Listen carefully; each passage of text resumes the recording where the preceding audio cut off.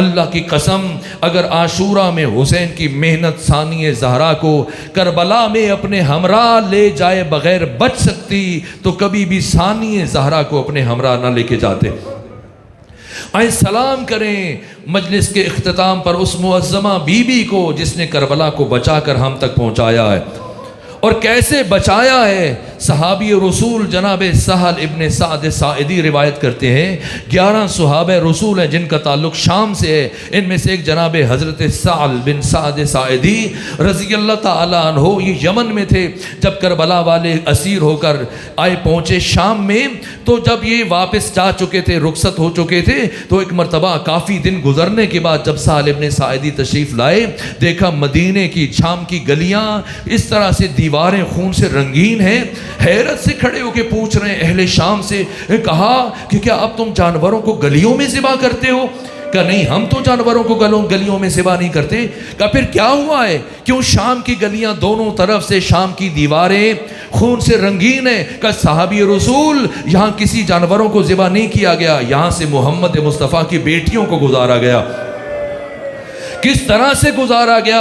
کیوں شام کی دیواریں خون آلود ہو گئیں؟ اس لیے کہ گلیوں سے جب بیویاں گزر رہی تھیں اور چھتوں سے پتھروں کی بارش کر دی گئی، اتنے پتھر برسائے گئے، میں نے خود مقتل کی کتابوں میں پڑھا ہے، بیویوں کے لیے چلنا مشکل ہو گیا۔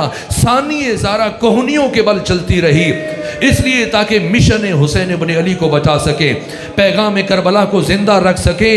یہاں تک کہ بعض عورتیں گھروں سے گرم کھولتا ہوا پانی چھتوں پر لے کے گئی تھی، بیویوں اور بچوں کے سروں پر گرم کھولتا ہوا پانی گرایا جا رہا تھا۔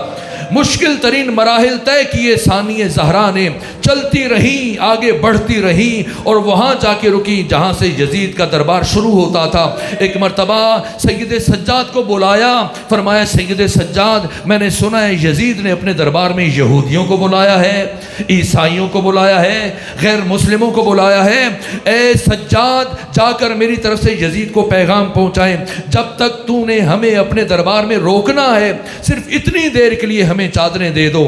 ہم نے سارے راستے میں ہرگز اب تک دشمنوں سے چادروں کا مطالبہ نہیں کیا، لیکن چونکہ میں نے سنا ہے تو نے یہودیوں کو بلا رکھا ہے، عیسائیوں کو بلا رکھا ہے، ہم محمد مصطفیٰ کی بیٹیاں ہیں، جتنی دیر تم نے ہمیں اپنے دربار میں روکنا ہے صرف اتنی دیر کے لیے چادریں دے دو، ہم وعدہ کرتے ہیں جیسی تمہارا دربار چھوڑیں گے چادریں واپس کر دیں گے۔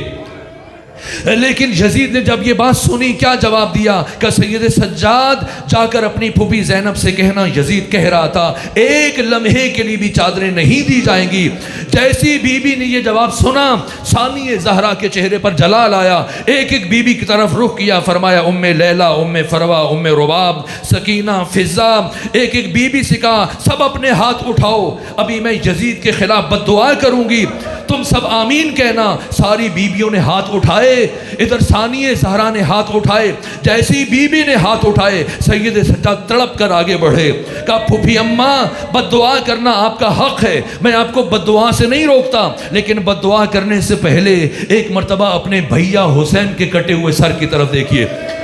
جب ثانیہ زہرا نے سر اٹھا کر اپنے بھائی حسین کے چہرے کی طرف دیکھا حسین کی آنکھوں سے اشک جاری ہے، آنسو جاری ہیں، گویا حسین فرما رہے ہیں بہن زینب میری محنت ضائع ہو جائے گی۔ فرمایا بھیا حسین تیری محبت میں تیری بہن یہ مرحلہ بھی عبور کرے گی۔